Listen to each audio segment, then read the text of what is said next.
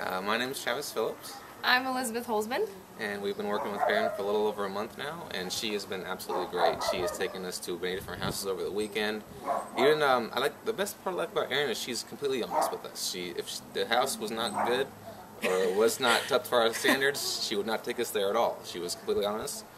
But even if I wanted to see a house that she said, well, it might not be right, she still took us there and let us look around so we could get the idea of why it wasn't for us or what we did like about it, and then we'd look somewhere else. So I appreciated that she took in all the things that we had to say about what we wanted.